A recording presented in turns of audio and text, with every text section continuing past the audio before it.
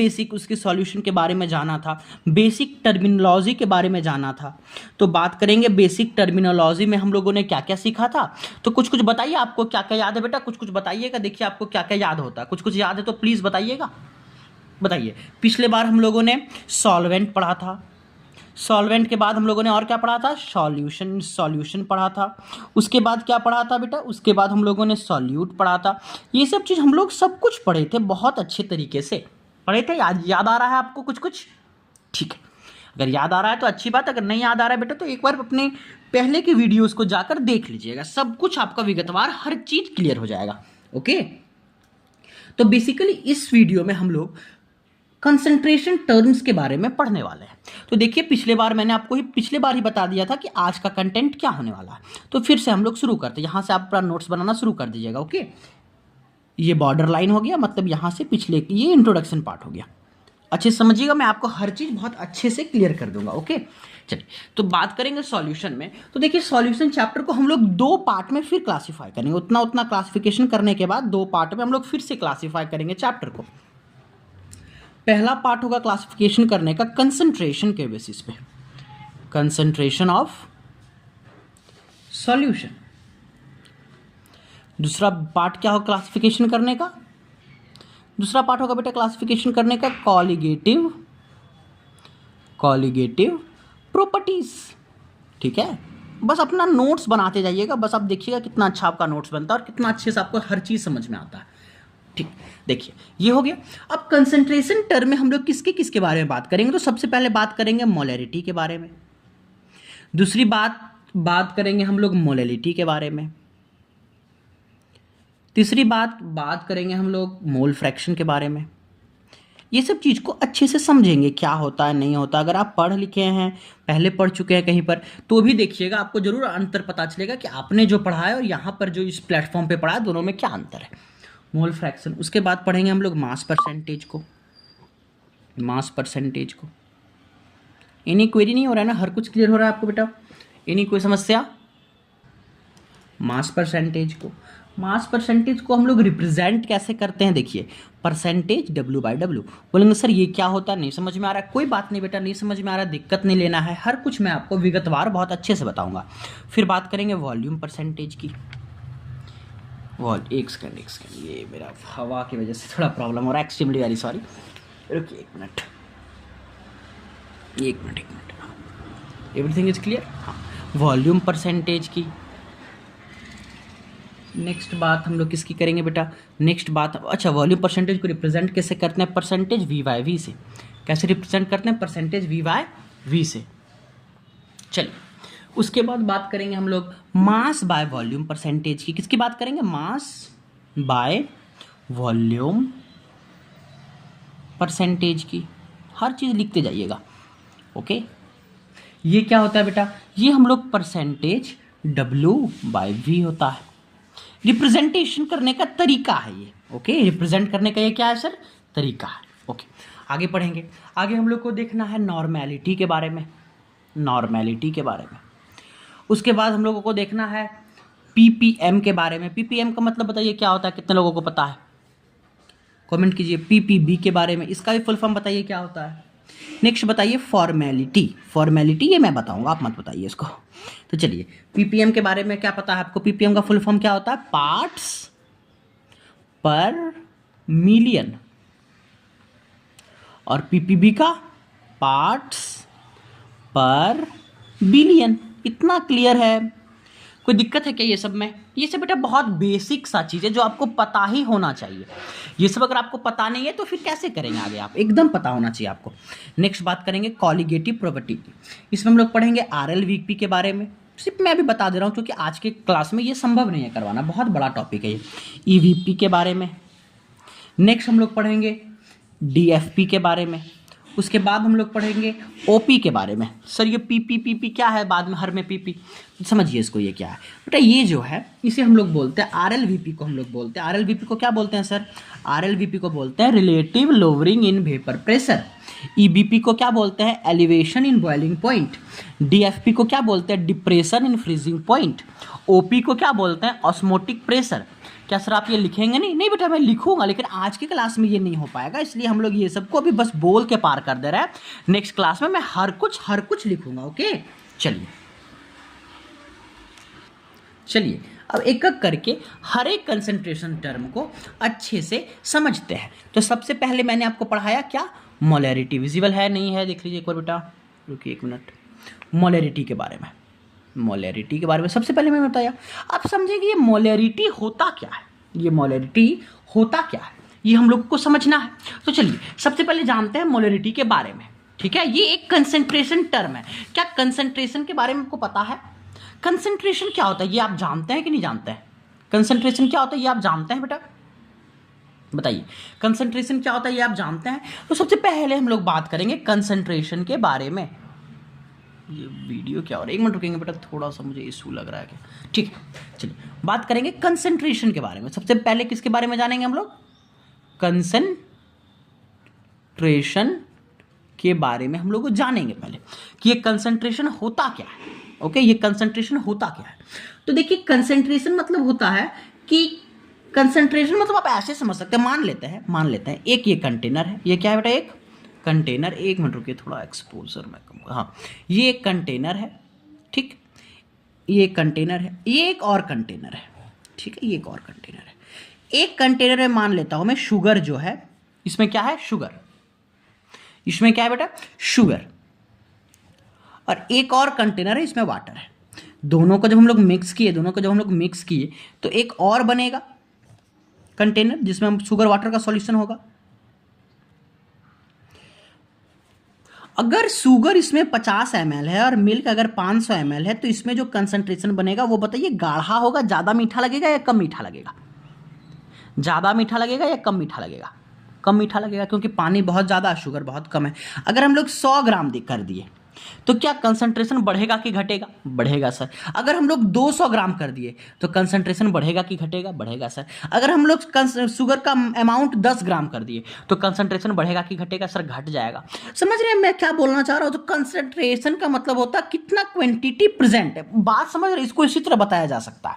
ठीक है, इसको इसी तरह ही बताया जा सकता है, दूसरा और कोई तरीका नहीं हो सकता इसको बताने का। ओके, और अगर आप बात करें डिफिनेशन की तो लिख सकते हैं डिफिनेशन, तो लिखिए डिफिनेशन। चलिए तो डिफिनेशन मैं आपको लिख देता हूं, आप भी साथ साथ नोट करेंगे। तो लिखिए, कैसे लिखेंगे इसको बेटा? तो लिखेंगे हम लोग कंसंट्रेशन को लिखते हैं द मेजरमेंट, लिख लीजिए the measurement of number of particles, present in given volume, हम लोग एक सर थे, वॉल्यूम को वॉल्यूम बोलते थे, volume often in a mixture और सॉल्यूशन। ठीक है बेटा, क्लियर हो रहा है बात को? बात समझ पा रहे हैं मेरी? कोई दिक्कत है बताइए? बात समझ पा रहे हैं? हाँ,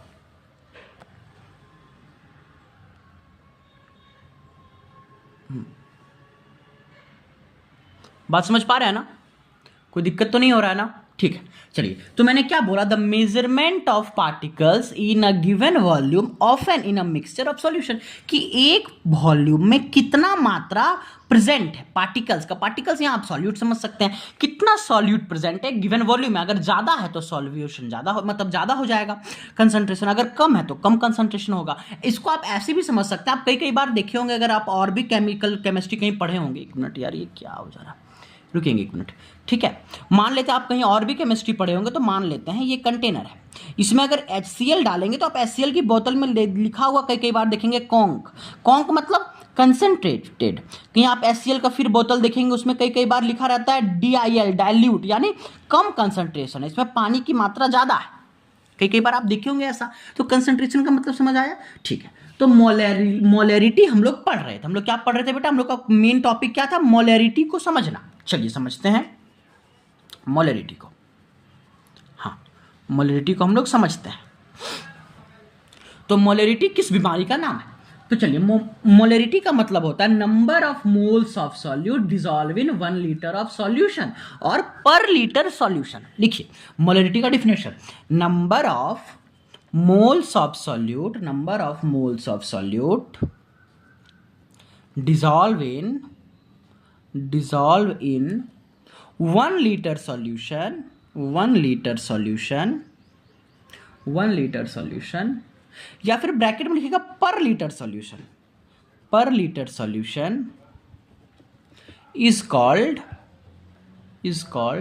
molarity, is called molarity। कोई दिक्कत है इतना दूर तक बताइए? एनी क्वेरी, कोई समस्या किसी भी बॉडी को बताइए, डेड बॉडी भी बताएंगे। कोई बॉडी को दिक्कत है क्या? नहीं सर, कोई बॉडी को किसी प्रकार का कोई दिक्कत नहीं है, कोई दिक्कत नहीं है किसी बॉडी को,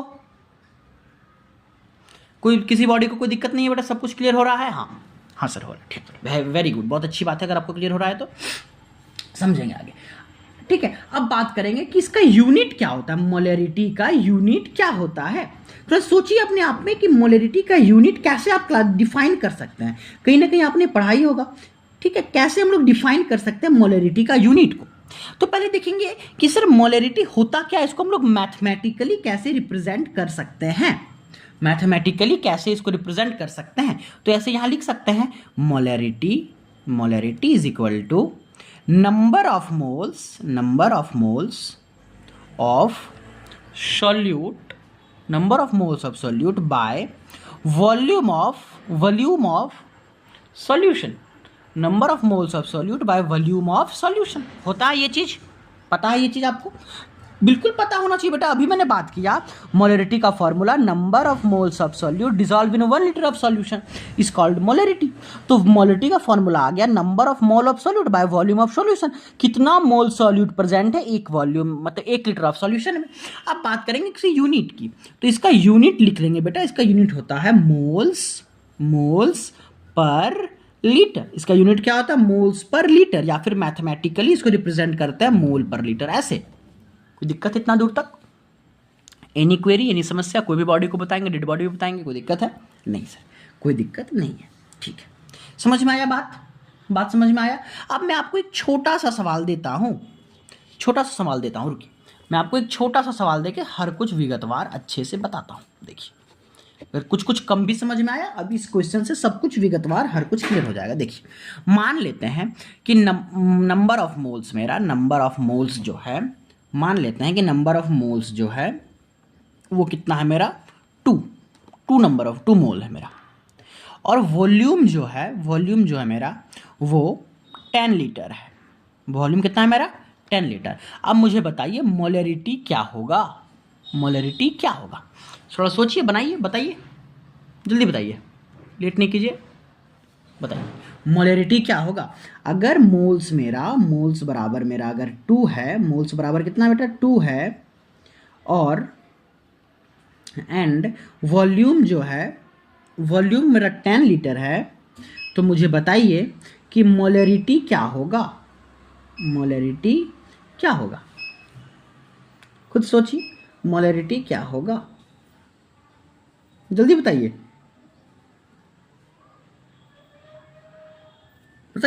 तो बहुत आसान है बेटा, नंबर ऑफ मोल्स को ऊपर रखेंगे, वॉल्यूम क्या है मेरा? 10 लीटर, 10 को नीचे रखेंगे, और एक चीज याद रखेंगे, ये हमेशा लीटर में रहेगा, वॉल्यूम सॉल्यूशन का हमेशा लीटर में रहेगा। और जब 10 से इसको डिवाइड कर देंगे तो 0.2, तो मोलैरिटी मेरा कितना होगा? 20.2 मोल एम। देखिए, और मोलैरिटी को हम लोग कैपिटल एम से दिखाते हैं, मोलैरिटी को किससे दिखाते हैं? कैपिटल एम से। ओके, कोई समस्या, कोई दिक्कत? इसी तरह करके सवाल आएंगे। अब बात बोलेंगे सर यहाँ तो आप मोल दे दिए, अगर मोल हमको नहीं दिया रहेगा तो हम लोग मोल कैसे निकालेंगे, नंबर ऑफ मोल्स कैसे निकालेंगे सर, आप ये बताइए। हाँ बिल्कुल सही बात आपने पूछा कि नंबर ऑफ मोल्स हम लोग कैसे निकालेंगे, मोल्स, नंबर ऑफ मोल्स। तो नंबर ऑफ मोल्स कैसे निकालेंगे? Given mass of solute, given mass of solute किस में लेना है? इन ग्राम्स, बाय, ये गिव्स लिखा मैंने, given mass solute in gram bye gram molecular mass of solute किस, इसका यूनिट क्या लेना है? ग्राम पर मोल, इस यूनिट में इसको लेना है। ओके, एक बार नोट कीजिए अच्छे से कि नंबर ऑफ मोल्स जो होता है वो बराबर होता है गिवन मास ऑफ सॉल्यूट, जो भी सॉल्यूट का मास दिया रहेगा उसको डिवाइड कर देंगे ग्राम मॉलिक्यूलर मास से, उसको किससे डिवाइड कर देंगे? ग्राम मॉलिक्यूलर मास से। तो हम लोगों को क्या समझ में आ जाएगा बेटा, बताइए क्या समझ में आ जाएगा? नंबर ऑफ मोल्स पता चल जाएगा। कोई दिक्कत है क्या? कोई दिक्कत है? नहीं समझ में आ रहा है? समझ में आ रहा है तो बताइएगा, बताइए समझ में आ रहा है ना? कोई दिक्कत नहीं है? चलिए एक क्वेश्चन इस पे करते हैं, तभी आप अच्छे से क्लियर कर पाएंगे, इस चीज़ को अच्छे से क्लियर कर पाएंगे। मान लेते हैं कि हम लोगों को, अच्छे समझिएगा बेटा, कोई नहीं समझाएगा इतनी अच्छी तरीके से। देखिए मान लेते हैं कि गिवन मास हम लोग को दे दिया है, गिवन मास किसका मास दे दिया है? वाटर का, वाटर का मास दे दिया। कितना वाटर का मास दिया है? 25 ग्राम। और आपको पता है वाटर का मोलर मास कितना होता है? ये तो आपको पता होना चाहिए, वाटर का मोलर मास कितना होता है। तो कैलकुलेट कर लेंगे। ऑक्सीजन का 16 होता है, एक हाइड्रोजन का 1 होता है, तो 2 हाइड्रोजन का 2 हो जाएगा, तो मोलर मास हाइड्रोजन कितना हो जाएगा? 18। अब हम लोग मोल्स निकाल लेंगे। अब क्या करेंगे बेटा? मोल्स निकाल लेंगे। मोल्स कैसे निकालेंगे? Moles equal to given mass 25 है, बाय मोलर मास 18 है। ये ग्राम में दिया हुआ है और ये ग्राम पर मोल में आता है, ये ग्राम पर मोल में आता है। सब कुछ दिया हुआ है, ग्राम से ग्राम कट जाएगा, मोल ऊपर चला जाएगा, और इसको जब सॉल्व करेंगे तो 1.39 मोल हो जाएगा। इस तरह करके हम लोग निकाल सकते हैं। तो ग्राम मॉलिक्यूलर मास जो होता है बेटा, ये ग्राम मॉलिक्यूलर मास जो होता है आपका, ये ग्राम मॉलिक्यूलर मास जो होता है, यही मोलर मास होता है। इसको हम लोग मोलर मास भी बोलते हैं। ओके, इस तरह करके निकाल सकते हैं। और भी अगर कुछ क्वेश्चन दिया होगा तो आप निकाल सकते हैं। अब बात बोलेंगे सर एक मोल में कितना नंबर होता है, ये भी तो सवाल आती है कि एक मोल में कितना नंबर होता है। बिल्कुल सवाल आती है कि नहीं, बताइए, यही मैं लिख के बताता हूँ। 1 मोल में कितना पार्टिकल्स होता है, कितना नंबर होता है? तो 1 मोल में, सिर्फ समझिएगा मेरी बात को, 6.022 इंटू 10⁻23, ये इतना होता है एक मोल में। Number of particles in 1 mole of a substance constitute of इतना पार्टिकल्स। तो इसका मोल कितना? 1.39, यानी इसको आप 1.39 से मल्टीप्लाई कीजिए, जो वैल्यू आएगा वही 25 ग्राम वाटर में इतना पार्टिकल्स होंगे। तो सोचिए आप एक कटोरी पानी लीजिए और देखिए कि उसका वजन कितना है, और उसको डिवाइड कीजिए तो पता चलेगा, आपको मोल निकल जाएगा, और उसको फिर इससे मल्टीप्लाई कीजिए तो पता चल जाएगा आपको कितना पार्टिकल्स है इसमें। ओके, कितना पार्टिकल्स है। अब देखिए एक जीरो जब लगाते हैं तो 10 होता है, फिर 100, फिर 1000, फिर 10,000, फिर लाख, फिर 10 लाख, फिर करोड़, फिर 10 करोड़, फिर अरब, खरब, गरब, जो जो बढ़ाना है 23 तक बढ़ाते जाइए, बढ़ाते जाइए, बढ़ाते जाइए। जब तक 23 नहीं होता है तब तक सोच रहे हैं ये कितना बड़ा वैल्यू हो जाएगा, उतने नंबर्स ऑफ पार्टिकल हो जाएंगे सिर्फ 25 ग्राम पानी में, सिर्फ 25 ग्राम पानी में। समझ रहे हैं बात को? मोल क्या बड़ा चीज है, समझ रहे हैं? अगर मोल नहीं होता तो पता चल रहा है आपको कितना लंबा चीज हम लोग को लिखना पड़ता है यहाँ पे। ये तो मोल निकल करके आदमी का काम आसान हो गया। बात समझ पा रहे हैं ना मेरा? हाँ ठीक है बेटा। तो ये सारी बातें हो गई मोलरिटी को लेकर के। समझ में आया? मोल्स कैसे निकालेंगे सब कुछ मैंने विगतवार बता दिया। चलिए अब आगे बढ़ते हैं। आगे हम लोगों को क्या जानना है? कई बार आपको क्या करेगा एग्जामिनर अब होशियार हो गया, जानता है सबको यहाँ से पढ़ रहे हैं तो वो लोग को सबको पता चल जाएगा। तो कई बार क्या करेगा, डेंसिटी आपको निकालने बोलेगा। देखिए डेंसिटी दे देगा और आपको निकालना पड़ेगा मोलरिटी, और भी कुछ टर्म देंगे। तो पहले समझते हैं डेंसिटी कैसे निकालेंगे। तो डेंसिटी निकालने का फॉर्मूला होता है मास ऑफ सॉल्यूशन। डेंसिटी निकालने का फॉर्मूला क्या होता है? Mass of solution by volume of solution, by volume of solution. देखिए क्या करेगा एग्जामिनर। अब देखिए मोलरिटी का फॉर्मूला हम लोग क्या सीखे अभी? मोलरिटी का फॉर्मूला हम लोग सीखे, ये फॉर्मेलिटी नहीं है, ये फॉर्मेलिटी काट दीजिएगा। मोलरिटी का फॉर्मूला अभी हम लोग सीखे, number of moles of solute by volume of solution. इसके लिए आपको वॉल्यूम की जरूरत पड़ेगी, लेकिन एग्जामिनर क्या करेगा, डेंसिटी दे देगा, मास दे देगा। तो अगर डेंसिटी और मास दे देगा तो आसानी से वॉल्यूम निकाल सकते हैं इस फॉर्मूला से। हाँ, तो एग्जामिनर डायरेक्ट नहीं पूछेगा, इनडायरेक्ट फॉर्म में पूछेगा वो वही चीज, लेकिन बस घुमा के पूछेगा। ओके, घुमा करके पूछता है एग्जामिनर। ठीक है बेटा, कोई दिक्कत नहीं है? नहीं सर। चलिए अब आगे बढ़ते हैं। आगे बढ़ेंगे तो एक बहुत इंपॉर्टेंट डेफिनेशन आता है जो हर एग्जाम में किसी ना किसी शिफ्ट में पूछा ही जाएगा। बोलेगा 1 मोलर सॉल्यूट को मुझे बताइए क्या होता है। 1 मोलर सॉल्यूशन क्या होता है, ये चीज मुझे बताइए। 1 मोलर सॉल्यूशन क्या होता है? तो लिख दीजिएगा, इट इज डिफाइंड एज, मैं भी समझाऊंगा इसको, it is defined as 1 mole of solute, 1 mole of solute dissolve in 1 liter of solution, 1 liter of solution, 1 liter of solution। कोई दिक्कत है? नहीं, ठीक है। अब बता रहे हैं कि सर ये फॉर्मूला कैसे आया, ये डिफरेंशिएशन कैसे आया। कुछ भी लिखने से पहले हर किसी का कारण होता है। तो मैंने अभी बताया मोलरिटी का होता है number of moles of solute by volume of solution, ये होता है। अब इसका वैल्यू को हमको 1 करना है। जब इसका वैल्यू 1 तभी होगा जब इसका वैल्यू भी 1 हो और इसका वैल्यू भी 1 हो। तो number of moles of solute भी 1 हो जाए और वॉल्यूम भी 1 हो जाए, तभी मोलरिटी 1 होगा। तो वही तो लिखे, it is defined as 1 mole of solute, 1 mole of solute जब 1 लीटर सॉल्यूशन में डिसॉल्व हो जाएगा तो इसको बोलेंगे 1 मोलर सॉल्यूशन। समझ में आया, विगतवार हर चीज़ समझ में आया, कोई दिक्कत नहीं, कोई समस्या नहीं। बताइए, एनी बॉडी, डेड बॉडी भी बताएंगे, कोई दिक्कत है नहीं? ठीक है बेटा, चलिए आगे बढ़ते हैं। नेक्स्ट टर्म की बात करेंगे। नेक्स्ट टर्म हम लोग को पढ़ना है किसके बारे में, मोलरिटी के बारे में सब कुछ जान लिया विगतवार। अब बात करेंगे मोलैलिटी के बारे में। किसके बारे में बात करेंगे? मोलैलिटी के बारे में। कोई दिक्कत है बेटा? मोलैलिटी के बारे में बात करेंगे, मोलैलिटी के बारे में बात करेंगे। अब मोलैलिटी क्या होता है समझिएगा, जिस तरह वो समझाया मैंने अच्छे से, ये भी आपको अच्छे से समझ में आ जाएगा। नंबर ऑफ, पहले लिख लीजिए, number of moles of solute dissolve या फिर प्रेजेंट लिख सकते हैं, प्रेजेंट इन, डिसॉल्व की जगह प्रेजेंट लिख लीजिएगा, present in 1 kg of solvent. आप समझिएगा बेटा क्या दिक्कत है दोनों में, ये बात समझिएगा, ये बात समझिएगा कि दोनों में क्या अंतर है। समझिएगा क्या अंतर है। वहां पे मैंने बोला था 1 kg सॉल्यूशन नहीं, 1 kg ऑफ सॉल्वेंट। बात समझिएगा, 1 kg ऑफ सॉल्वेंट या फिर पर केजी सॉल्वेंट, या फिर पर केजी सॉल्वेंट।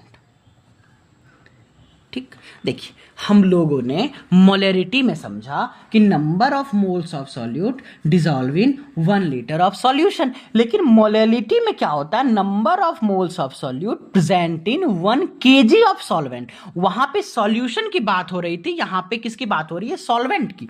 वहां पे सॉल्यूशन की बात हो रही थी, यहां पे सॉल्वेंट की बात हो रही है, बस इतना ही अंतर है। ठीक है, चलिए बस जिस तरह वहां मैंने समझा यहां भी आप खुद से फॉर्मूला डिराइव कर सकते हैं। Molality is equal to number of moles of solute, number of moles of solute by mass of solvent. यहां पे वॉल्यूम नहीं लिखेंगे, mass of solvent in KG, वहां लीटर यहां केजी। कोई दिक्कत नहीं सर? कोई दिक्कत नहीं है। अब बात करेंगे सर इसकी यूनिट की, इसका यूनिट क्या होगा, तो खुद से बताइए इसका यूनिट क्या होगा, मोल पर केजी, इसका यही यूनिट होगा। एनी क्वेरी, एनी समस्या, कोई दिक्कत बताइए बेटा, कोई दिक्कत है? कोई दिक्कत तो प्लीज़ बोलिए। एनी क्वेरी, कोई समस्या? ठीक है, चलिए आगे बढ़े अब। हाँ, अब मोल मैंने ये भी समझ गया, ये भी समझ लिए। अब समझते हैं कि क्या होता है ये चीज़, ये क्या होता है। ठीक है, अब बस अब इसमें भी बस सेम चीज़ है बेटा, कोई दिक्कत नहीं है। मान लेते हैं कि फिर एक क्वेश्चन छोटा सा लेते हैं। नंबर ऑफ मोल्स मेरा है कितना, नंबर ऑफ मोल मेरा कितना, मान लेते हैं कि नंबर ऑफ मोल है मेरा 20। मास कितना है सॉल्वेंट का, सॉल्वेंट का मास कितना है, मान लेते हैं मास है सॉल्वेंट का 5 kg। ठीक है, अब मुझे बताइए मोलैलिटी, मोलैलिटी को स्मॉल एम से दिखाते हैं, मोलैरिटी को कैपिटल एम से दिखाते हैं। तो मोलैलिटी बराबर number of mole of solute by mass of solvent. ठीक है, तो नंबर ऑफ मोल्स मेरा कितना हो गया 20, मास कितना हो गया 5। ये मेरा किस में होगा, ये हो जाएगा, ये कट जाएगा तो पता चल जाएगा इतना मोलैलिटी हो गया। कोई दिक्कत है? कोई दिक्कत नहीं होना चाहिए बेटा, हर कुछ क्लियर होना चाहिए। देखिए मोलैरिटी और मोलैलिटी, अगर आप मोलैरिटी अच्छे से समझ गए तो फिर मोलैलिटी अच्छे से समझ जाएंगे। ठीक है, कई बार आपको क्या करेगा, मिली मोल में पूछेगा। मैंने एग्जामिनर के कई क्वेश्चन मैंने देखा वहाँ पे मिली मोल में पूछता है, तो याद रखिएगा 1 मोल इज इक्वल टू 1000 मिली मोल, याद रखेंगे 1000 मिली मोल, 1 मोल इक्वल टू 1000 मिली मोल होता है। ठीक है, उसी तरह 1 ग्राम इक्वल टू 1000 मिलीग्राम, ये तो पता है ना बेटा, कोई दिक्कत नहीं है, mg मिलीग्राम। ठीक, आसान है ये सब चीज़। हाँ ठीक है बेटा, अब फिर से बात आती है इंपॉर्टेंट डेफिनेशन की और एसके कंसेप्ट की। उसमें मैंने एसके कंसेप्ट लिखना भूल गया था, आप लिख लेंगे। और फिर आती है मेरी बात एसके कंसेप्ट की। चलिए एसके कंसेप्ट यहाँ पे, एसके कंसेप्ट बहुत इंपॉर्टेंट है कि 1 मोलल सॉल्यूशन क्या होता है। वो मोलर था, ये मोलल है, लल और लर याद रखेंगे बेटा मोलल सॉल्यूशन की बहुत कंफ्यूजन होते हैं बच्चे को इसमें कि सर पूछता है मोलर, हम लिख देते हैं मोलल। नहीं, ऐसा नहीं करना है। 1 molal solution, 1 small M solution क्या होता है आप खुद से भी लिख सकते हैं। It is defined as 1 mole of solute dissolve in 1 kg of solution. फिर से लिख लीजिए, इट इज डिफाइंड एज, लिख सकते हैं बेटा आप खुद भी, define as 1 mole of solute, 1 mole of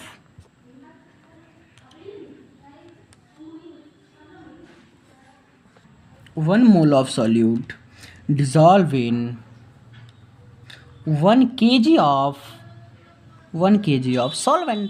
यहाँ सॉल्यूशन नहीं सॉल्वेंट होगा, हो गया, बस यही है, कोई दिक्कत नहीं है।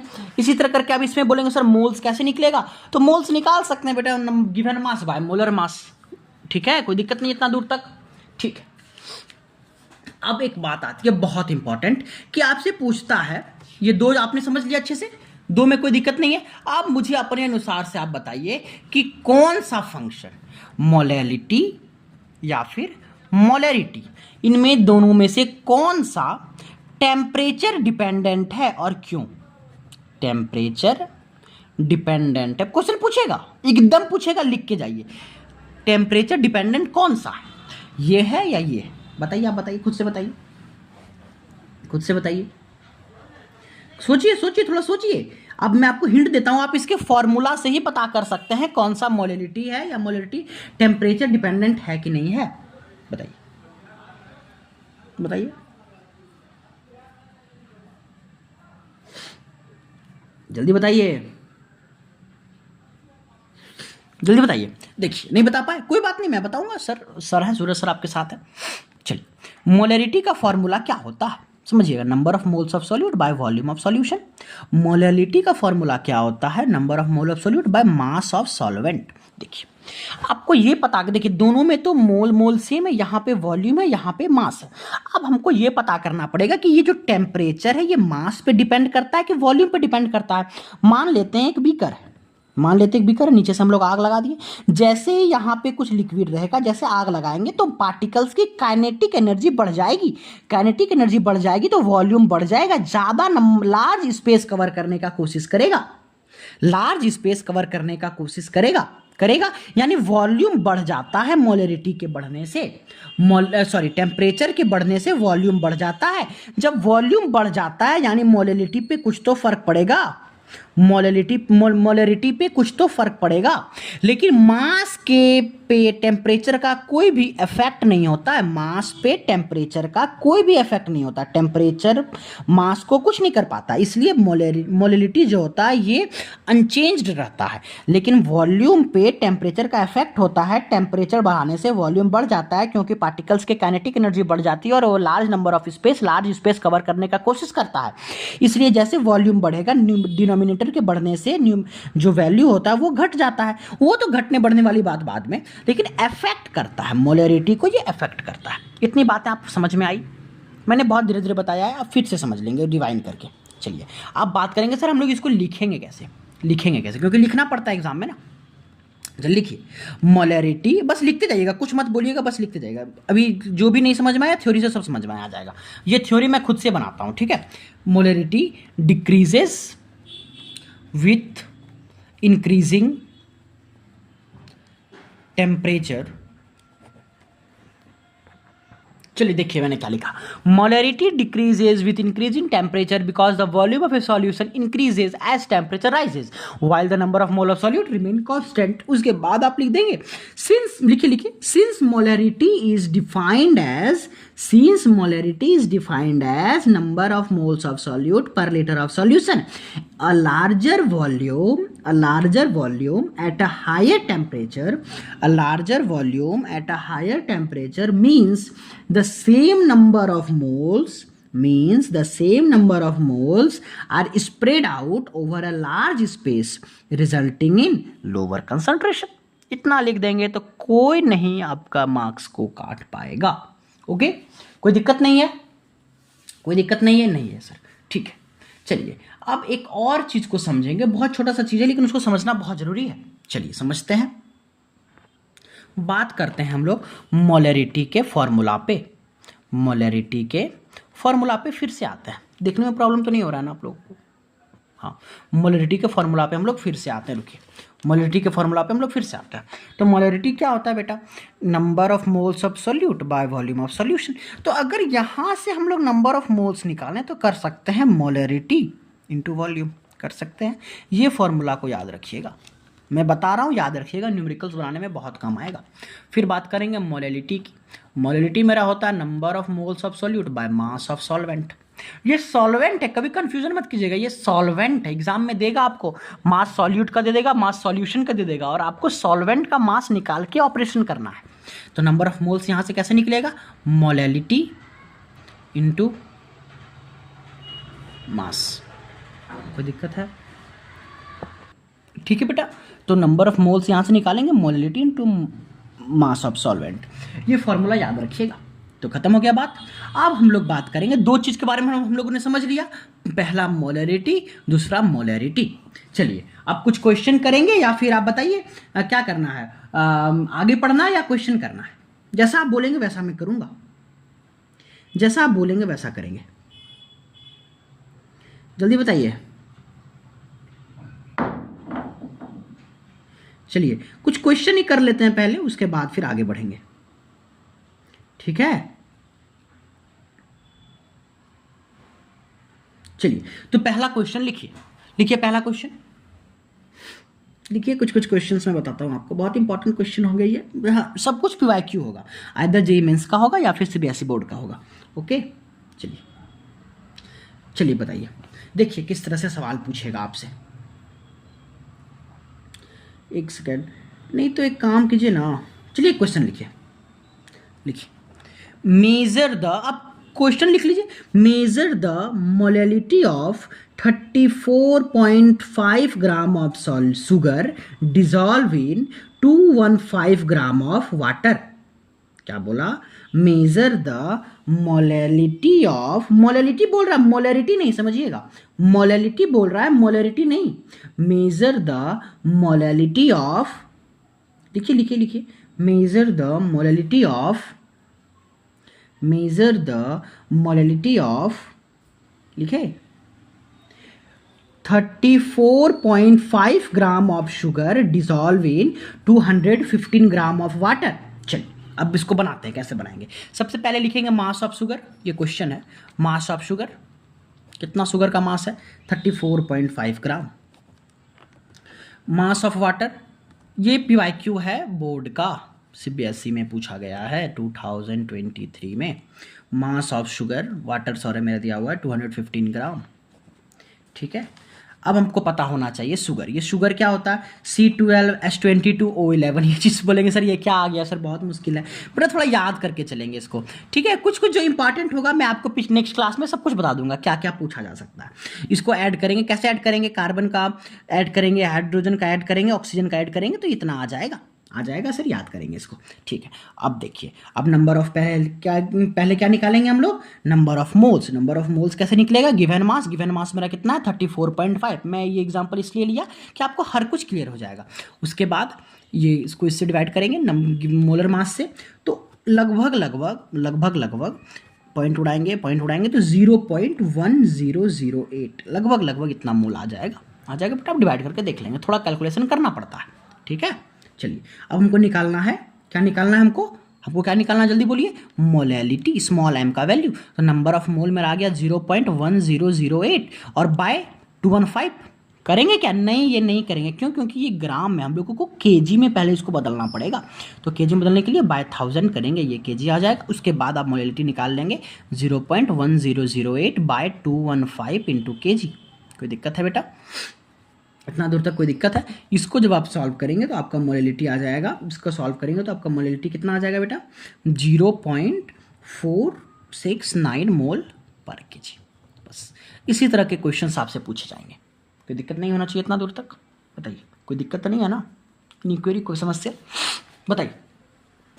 चलिए अब आगे के टर्मिनोलॉजी को पढ़ेंगे। एक दो क्वेश्चन और करना चाहेंगे क्या, मोलैलिटी पे करना चाहेंगे क्वेश्चन, क्या जल्दी बताइए, मोलैरिटी पे कुछ क्वेश्चन करना चाहेंगे क्या, कर लीजिए एक और क्वेश्चन मोलैरिटी पे भी। आपके मन में बेटा शक नहीं होना चाहिए, ठीक है, कि आपने जो पढ़ा उसी से क्वेश्चंस आएंगे। ये सीबीएसई का पीवाईक्यू, बस पीवाईक्यू मुझे खोजने दीजिए, थोड़ा समय लगता है खोजने में, क्योंकि मैं ऐसे बहुत को टीचर क्या करते हैं, झूठ मूठ का किसी को पीवाईक्यू बता देते हैं, ठीक है, कि कौन देखने जा रहा है। नहीं बेटा, आप मिलाएंगे तो क्वेश्चन मिलेगा आपको, ओके। चलिए एक और क्वेश्चन मिलना तो चाहिए, एक मिनट रुकेंगे बेटा, एक मिनट, मोलैरिटी, मिला। रुकिए बेटा, क्वेश्चन मिला, लिखिए क्वेश्चन।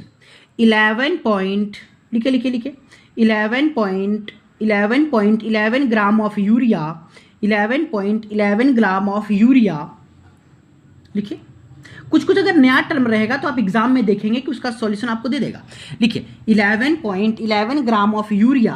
आप बोलेंगे सर यूरिया क्या होता है, यूरिया क्या होता है, तो देखिए क्वेश्चन लिखा रहेगा 11.11 ग्राम ऑफ यूरिया। यूरिया का जो होता है, ये क्वेश्चन नंबर 2 है, यूरिया मेरा होता है NCH2CONH2, ठीक है, NCH2CONH2। Urea was dissolved in 100 gram of water, was dissolved in 100 gram of water. Calculate molarity of solution, calculate molarity of solution। तो सबसे पहले हम लोग क्या करेंगे, पता है, जल्दी बोलिए, सबसे पहले हम लोग क्या करेंगे, सबसे पहले हम लोग लिखेंगे क्या दिया हुआ है हम लोग के पास, ठीक है, चलिए लिखते हैं। सबसे पहले हम लोग को दिया हुआ है mass of urea, given mass है, गिवन मास ऑफ यूरिया कितना होता है बेटा 11.11 ग्राम।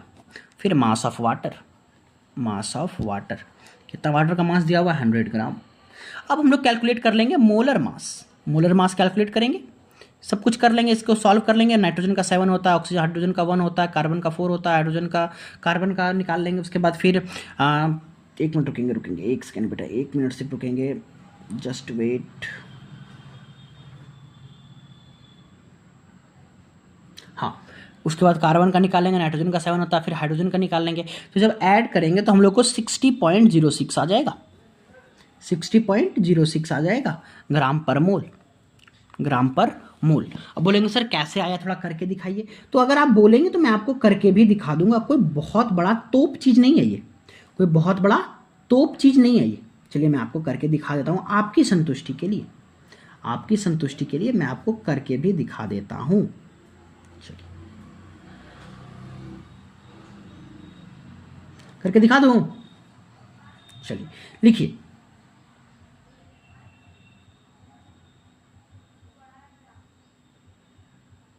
चलिए देखिए, सबसे पहले यहाँ पे क्या लिखेंगे, NH2CONH2 लिखिए। इसमें देखेंगे, सबसे पहले देखेंगे कि इसमें क्या क्या कंपोनेंट प्रेजेंट है। नाइट्रोजन कितना है बेटा, नाइट्रोजन 2 है। हाइड्रोजन कितना है बेटा, हाइड्रोजन 4 है। कार्बन कितना है बेटा, कार्बन 1 है, कार्बन 1 है। ऑक्सीजन कितना है बेटा, ऑक्सीजन भी 1 है। नाइट्रोजन का मास कितना होता है बेटा, नाइट्रोजन का मास 14.01 होता है। हाइड्रोजन का मास कितना होता है, 1.01 होता है। और कार्बन का कितना होता है, 12.01 होता है। ऑक्सीजन का कितना होता है, 1600 होता है। अभी मैंने शायद यहाँ पे 4 बोल दिया, ये 4 नहीं 12 होगा, ठीक है, थोड़ा फ्लो में मैंने गलती बोल दिया, 16 होगा। अब जब मल्टीप्लाई करेंगे, ये कितना 2 से, इसको कितना 4 से, इसको कितना 1 से, इसको कितना 1 से, अब सबको मल्टीप्लाई करेंगे। चलिए मैं आपको करके बढ़िया से दिखाई देता हूँ। इसको जब मल्टीप्लाई करेंगे तो आ जाएगा 28.02, इसको मल्टीप्लाई करेंगे तो 4.04, इसको मल्टीप्लाई करेंगे तो 12.01, इसको मल्टीप्लाई करेंगे तो 1600, सबको जब ऐड करेंगे तो 60.06 आ जाएगा। कोई दिक्कत है, नहीं कोई दिक्कत नहीं है, ठीक। चलिए यही हो गया। तो हम लोग इतना दूर तक तो समझ गए थे ना, क्या करना था, मोल्स निकाल लेंगे। पहले क्या क्या निकाल लेंगे हम लोग, पहले हम लोग क्या निकाल लेंगे, मोल्स। तो नंबर ऑफ मोल्स निकाल लेंगे, थोड़ा स्पेस की कमी हो रही है, रुकिए। इतना दूर तक समझ गया ना, मैं मोल्स सीधा निकालूंगा अब आगे। चलिए अब बात करते हैं नंबर ऑफ मोल्स की। नंबर ऑफ मोल्स, मोल्स कैसे निकलेगा, नंबर ऑफ मोल्स कैसे निकलेगा। तो नंबर ऑफ मोल निकालने के लिए given mass by molar mass करेंगे। गिवन मास मेरे पास कितना है 11.11, मोलर मास कितना है 60.06, अभी हम लोग निकाला तो ये आ जाएगा 0.185 मोल। आप कैलकुलेट करके निकाल लेंगे, ठीक है, कैलकुलेट करके निकाल लेंगे, ये मोल आ जाएगा। फिर हम लोग निकालेंगे मोलैरिटी। मोलैरिटी कैसे निकालेंगे, उसके लिए हमको निकालना पड़ेगा वॉल्यूम ऑफ सॉल्यूशन। क्या निकालना पड़ेगा, वॉल्यूम निकालने के लिए 100 ग्राम H2O का दिया हुआ है, तो ये 100 ml के बराबर होता है। वाटर का डेंसिटी लगभग सेम होता है, ठीक है, 100 ml हो जाएगा H2O, और इसको जब लीटर में बदलेंगे तो 0.1 लीटर हो जाएगा, और आराम से मोलैरिटी हम लोग निकाल लेंगे। मोलैरिटी बराबर number of moles by volume of solution. इसको जब सॉल्व कर लेंगे तो आपका आंसर आ जाएगा 1.85 मोल मोलैरिटी, या फिर इसको कैपिटल M से हम लोग दिखा देते हैं। इतना दूर तक कोई दिक्कत, कोई समस्या बताइए, कोई दिक्कत नहीं है, नहीं। चलिए नेक्स्ट बात हम लोगों को पढ़ना है मोल फ्रैक्शन के बारे में। मोल फ्रैक्शन में पढ़ने के बारे में पहले मैं आपको कुछ क्वेश्चंस कराना चाहूँगा, कुछ और क्वेश्चन मैं आपको होमवर्क देना चाहूँगा। अब बताएंगे मुझे, अब आप मुझे बता के घर से बना के लाएंगे, कल मैं इसका सॉल्यूशन हो सकेगा कर दूंगा, नहीं तो आप कोशिश करेंगे जरूर बनेगा। हाँ, ये क्वेश्चन जो है ये आपका जेई मेंस का है, रुकेंगे, जेई मेंस शिफ्ट थ्री का है। ईयर तो अभी चला गया, अभी मैंने निकाला था, ईयर चला गया। जेई मेंस का क्वेश्चन आप देख लेंगे।